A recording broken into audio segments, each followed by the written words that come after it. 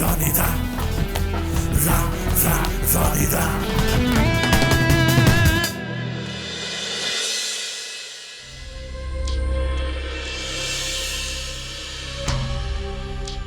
ব্যাপার তোর কি ব্যাপার? রাস্তা আটকে দাঁড়াচ্ছিস, বেশ সাহস বেড়েছে তো তোর। আরে সাহস তো তোমার বেড়েছে, রোয়াব দেখাচ্ছ, আমার ছেলেদের গায়ে হাত দিচ্ছ। শুধু তোর ছেলেদের গায়ে হাত দিয়ে যে আমি থেমে যাব সেটা ভাবিস না চুল্লু। প্রয়োজন হলে তোর গালেও দুটো চট থাপ্পড় আমি দিতে পারি। লিমিটের মধ্যে কথা বলো, হ্যাঁ, লিমিটের বাইরে যেও না। হ্যাঁ, আমি কিন্তু এগুলো সহ্য করবো না।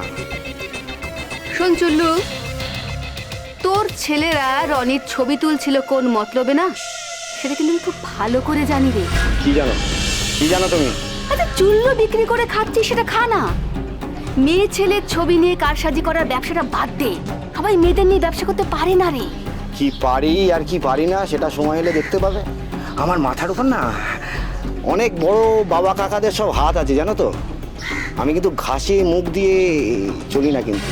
হ্যাঁ, আর বেশি না মাথা খারাপ করো না আমার, নাহলে আমার থেকে বড় তো হবে না কিন্তু। তুই তোর বাপ মাও জানে রে। শোন, তোকে আমি লাস্ট বার বলে দিচ্ছি, ওই রনির দিকে হাত বাড়াস না। তোর হাত না আমি কেটে টুকরো টুকরো করে দেবো। তাই, কিন্তু আমার হাতটা এই টুকরো টুকরো করার আগে আমি যে তোমার রনি বলে মেয়েটাকে হাফিজ করে দেবো। আচ্ছা তাই? হ্যাঁ, বেশি না দাঁত কেলিও না।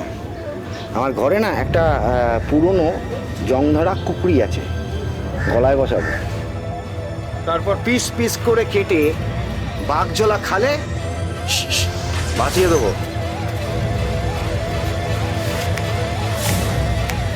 কথাটা যেন খেয়াল থাকে। হ্যাঁ, চলি।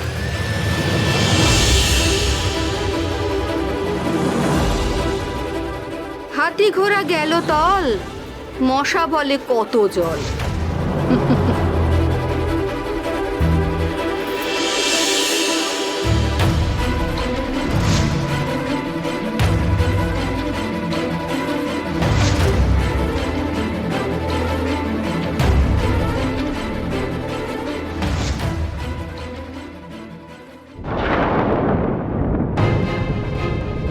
সঞ্জয় সেনরা কেউ বাড়িতে নেই? গেল কোথায়? না, দাদাকে জানাই।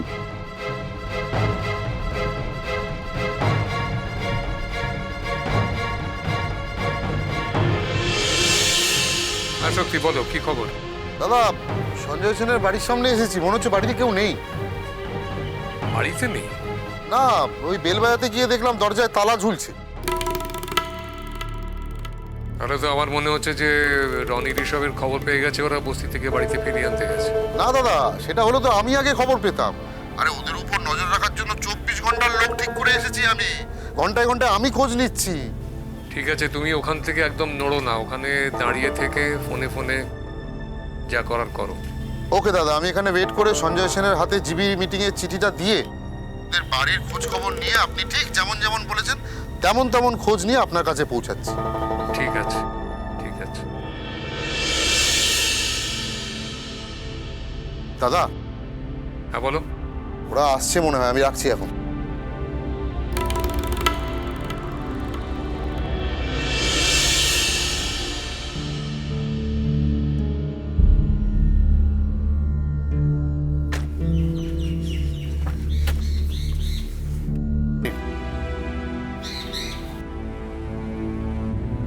কার চিঠি বলুন তো?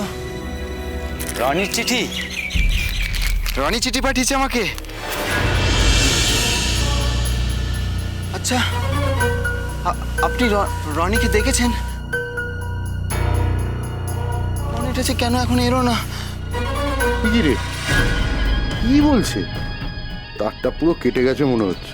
রনি চিঠি পাঠিয়েছে। কি বলছে? আসলে সঞ্জয়ের শরীরটা ভালো নয়, তাই আমরা সবাই ওকে ডাক্তারের কাছে নিয়ে গিয়েছিলাম। ও তাই নাকি? আচ্ছা আচ্ছা আচ্ছা আচ্ছা, স্যাড, ভেরি স্যাড। তা কি রকম শরীর খারাপ হয়েছে বলুন তো? যেরকম শরীর খারাপ সবার হয় সেরকমই। যাকে শুনুন, আপনি মলয়বাবুকে বলে দেবেন, আমি ওনাকে ফোন করে নেব। ওকে? রনি চিঠি পাঠিয়েছে।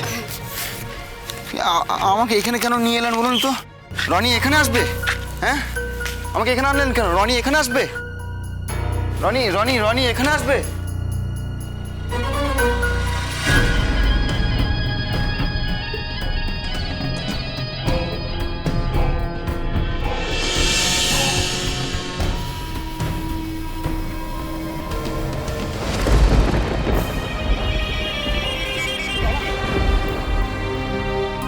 হ্যাঁ বলুন। আপনি রনিকে দেখেছেন? হ্যাঁ দেখেছি। আপনি রনি কোথায় আছে জানেন? হ্যাঁ জানি।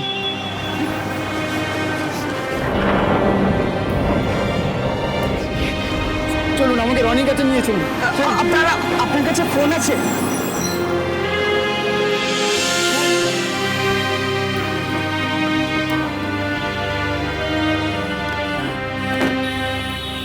রনি, সঞ্জয়, কোথায় ছিলে তুমি? রনি কই?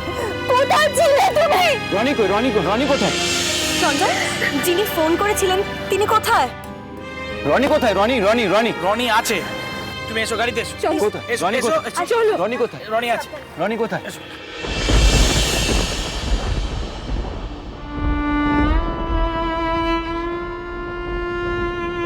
কই, খেতে এসো।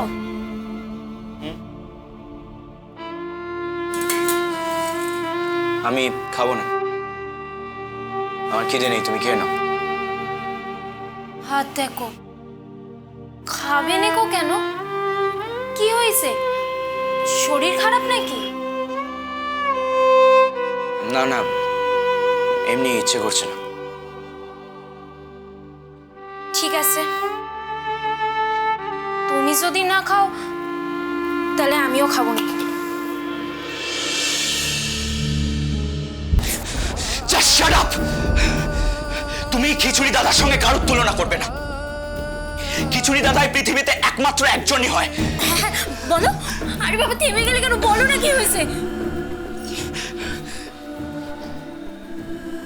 রনি, তুমি তোমার খিচুড়ি দাদাকে কতখানি ভালোবাসো? কতখানি? আমি তো আর অঙ্ক জানিনি কো, তাই এই ভালোবাসার হিসেবটাও আমি করতে পারবো না। তবে এইটা আমি জানি, তুমি এত অঙ্ক জানলেও তুমিও এই ভালোবাসার হিসেবটা করতে পারবে না। পারবো না, জানি পারবো না, কারণ বুঝেছি যে অঙ্ক দিয়ে ভালোবাসার হিসেব হয় না। আমি যে আমার বাবাকে এতটা ভালোবাসি সেটা আজকের আগে আমি বুঝতে পারিনি। কি হয়েছে গো? বলো না আমারে। তখন তখন কি যেন বলতে বলতে থেমে গেলে। কি আজ রাস্তায় বাবারে কি কি হয়েছে? বলো না, বলো না আমারে। আজ রাস্তায় বাবার সাথে দেখা হয়েছে। তাই?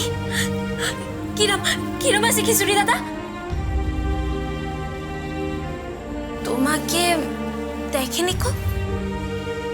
তুমি কি নুকোইছিলে?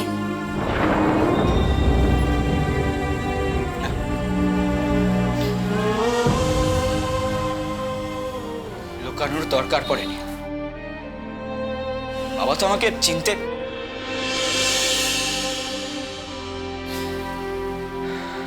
বুঝতে পারেনি, অন্য মনস্ক ছিল। তবে আমি সহসা নিজেকে চিনেছি।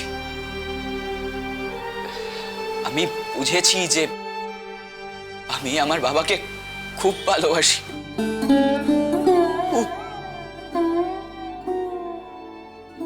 তুমি একবার একবার কেন জিজ্ঞাসা করলে না যে বাবা তুমি কি রবাসো বলি না হয় ছুটি বানাতে।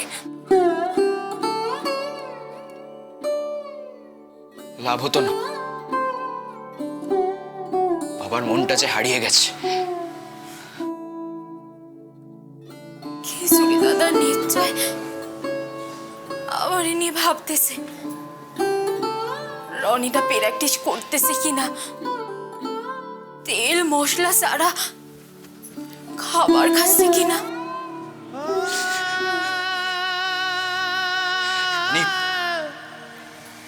আমার বাবার তোমার ছাড়া আর কারোর কথা মনে নেই।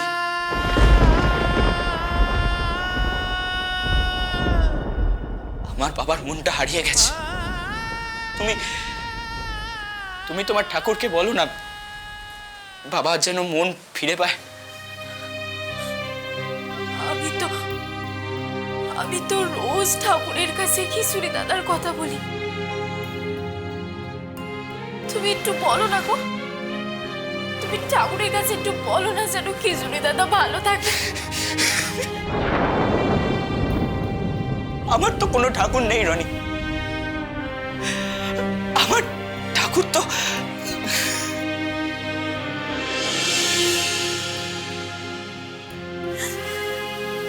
কেঁদো নেই গো।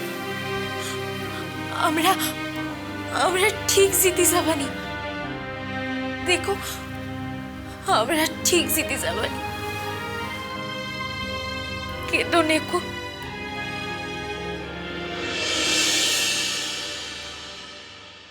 দাদা একদম আসল লোককে নিয়ে এসেছি, এই সেই বিখ্যাত চুল্লু কেষ্ট।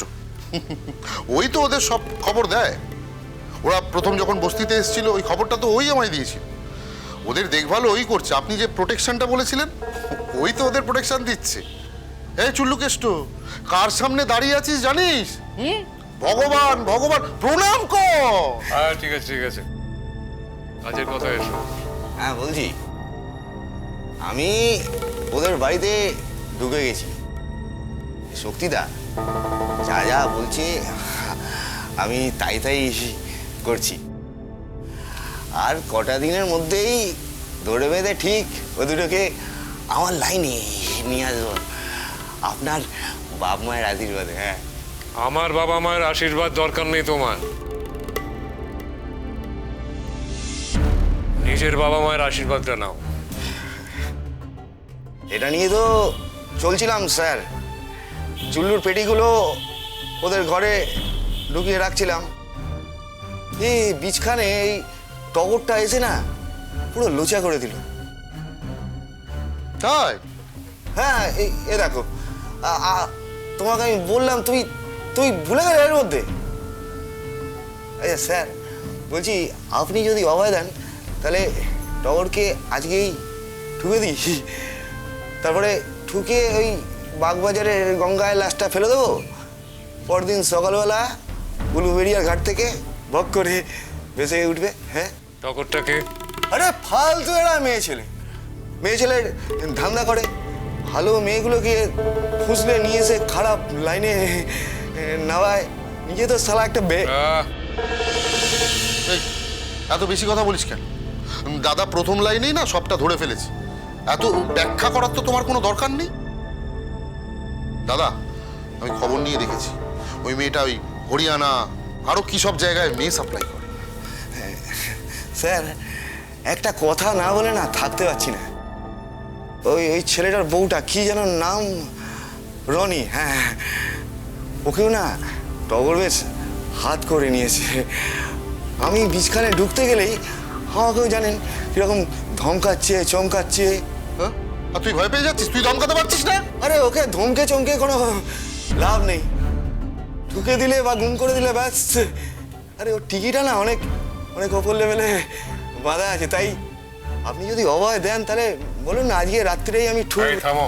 এই যা যা যা গাড়িতে গিয়ে বস, আর কি করতে হবে না করতে হবে আমি দাদার কাছ থেকে জেনে বলে দেবো। যা যা। ঠিক আছে দাদা, বলছিলাম আর একবার লেগ ডাস্টটা এই যদি যাও।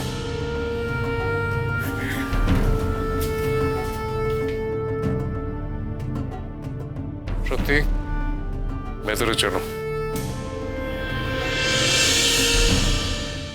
না না, আমি এখানে থাকবো না, আমি এখানে থাকবো না।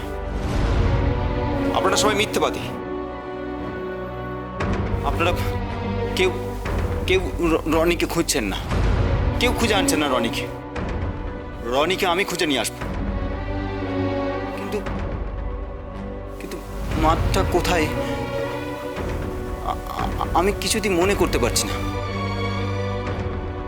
আমি যদি মনে করতে পারতাম তাহলে তাহলে রনিকে আমি তুলে নিয়ে আসতাম। সঞ্জয়, আমি রনিকে খুঁজে এনে দেবো।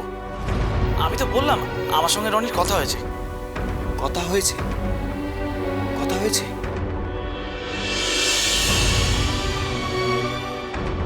বিশ্বাস করে কথা হয়েছে। আর কিছুক্ষণ পর রনি ঠিক ফিরে আসবে। দোস্ত, মিথ্যে কথা বলছেন আপনি, মিথ্যে কথা বলছেন আপনি। আপনারা সবাই মিথ্যে কথা বলছেন। অসভ্য, বাজে লোক। সঞ্জয়, সঞ্জয় এভাবে কথা বলতে নেই। চুপ চুপ করুন তো। সব মিথ্যেবাদী, সব। কেউ রনিকে খুঁজছে না। চোখের সামনে থেকে সরে যান তো। ছাড়ুন আমাকে। আমি কিন্তু